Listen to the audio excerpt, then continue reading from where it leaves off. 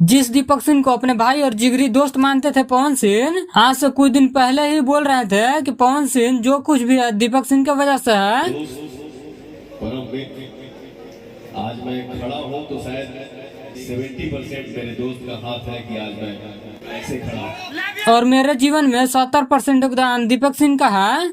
आखिर ऐसा क्या हुआ कि दीपक सिंह से दूरियां बन गई और टीम से बाहर निकाल दिए पवन सिंह दीपक सिंह को? तो क्या है सच्चाई, आइए जानते हैं। चलो भाई देखो अब मैं क्या करता हूँ। दोस्तों, चुनाव प्रचार में 5 करोड़ घोटाला करने का आरोप लगाया गया है दीपक सिंह पे। कितना करोड़ का घोटाला हुआ होगा? लगभग नहीं होगा तो 5 करोड़ आराम से हुआ होगा। 5 करोड़ रुपया घोटाला। और आप लोगों को बता दूं कि चुनाव प्रचार में कुल खर्चा 4 करोड़ 22,23,696 रुपया हुआ है। चुनाव में खर्चा हुआ है मात्र 4 करोड़ 22,13,696 रुपया। वन रजिस्टर्ड पेपर ये चीज है, जिसमें 3 करोड़ माँ अम्बे फिल्म के अकाउंट से हुआ है और 1 करोड़ 22,23,696 रुपया काराकाट की जनता चंदा के रूप में दिया था चुनाव लड़ने के लिए। 3 करोड़ माँ अम्बा फिल्म, जो माँ अम्बा फिल्म का ऑफिशियल अकाउंट है उससे भेजा गया है जहाँ जहाँ भेजा गया है, और 1 करोड़ रुपया 1 करोड़ चंदा के रूप में भी दिया गया था।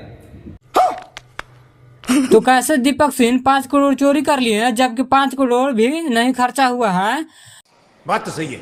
और आप लोगों को बता दूं कि पवन सिंह दीपक सिंह में मनमुटाव हो गया है। बहुत जल्द पवन सिंह के टीम में नजर आएंगे दीपक सिंह और सब ठीक हो जाएगा। इस पर क्या कहना चाहते हैं कमेंट करके जरूर बताएं। तो चलिए आगे बढ़ते हैं। दोस्तों, आज खेसारी लाल यादव का फिल्म का गाना आया है SR के म्यूजिक से, जो कि काफी बेहतरीन सॉन्ग है, काफी बेहतरीन वीडियो के साथ, जिस सॉन्ग का नाम है तोहरो जोड़ा भगवानों से न लगी। अगर आप लोग नहीं सुने तो SR के म्यूजिक पर जाके एक बार जरूर सुने। तो चलिए आगे बढ़ते हैं। दोस्तों, आप लोग पवन सिंह का स्टेज शो करवाना चाहते हैं या कंपनी मालिक हैं तो गाना लेने चाहते हैं, आप लोगों को मन में एक सवाल जरूर चल रहा होगा कि एक गाना या स्टेज शो का कितना चार्ज लेते हैं पवन सिंह। तो रहा नहीं जाता, तड़प ही ऐसी है ना। आप लोगों को बता दें कि एक गाना का चार्ज 15 से 20 लाख रुपए लेते हैं और स्टेज शो का भी सेम ही चार्ज लेते हैं। तो आप लोगों को प्रोग्राम करवाना है तो 20 लाख रुपए रख लीजिए, तब सोचिए पवन सिंह का प्रोग्राम कराने के लिए। तो चलिए आगे बढ़ते हैं। राम मंदिर के प्राण प्रतिष्ठा के 6 महीना भी नहीं हुआ है और राम मंदिर में पहले ही बारिश में रामलला के पास पानी चूने लगा। ऐसा हम नहीं बल्कि राम मंदिर के मुख्य पुजारी सत्येंद्र दास कह रहे हैं। आप लोग सुनिए।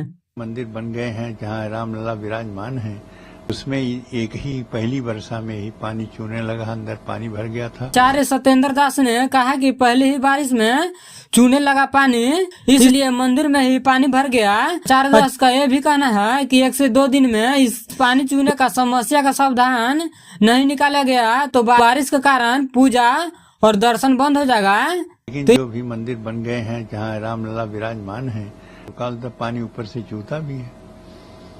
ये समस्या जो है इसका समाधान पहले है, आज कल में सोच करके उसको निश्चित कर लें। इस पर क्या कहना चाहते हैं आप लोग कमेंट करके जरूर बताएं।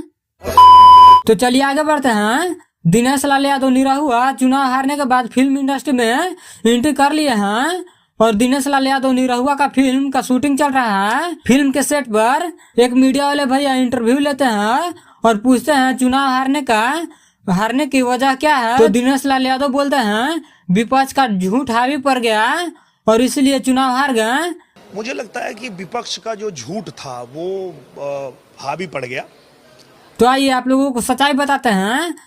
चलो भाई देखो अब मैं क्या करता हूँ। तो आप लोग ध्यान से सोचिए, जिस सांसद अपने क्षेत्र का विकास करेगा, अपने क्षेत्र में कॉलेज हॉस्पिटल बनवाएगा और रोजगार के बारे में बात करेगा, तो उस सांसद को कोई हरा सकता है। तो इनको विकास नहीं करना है और जितना भी है। तो आप लोगों को एक एग्जाम्पल बताते हैं। जमुई के सांसद थे चिराग पासवान। जब जमुई को छोड़ रहे थे उस वक्त वहाँ की जनता रोने लगी थी। आज जब इनकी आंखों में आंसू देख रहा हूँ, बस यही कमाया है। ऐसा क्यों हो रहा था आप लोग सोचिए।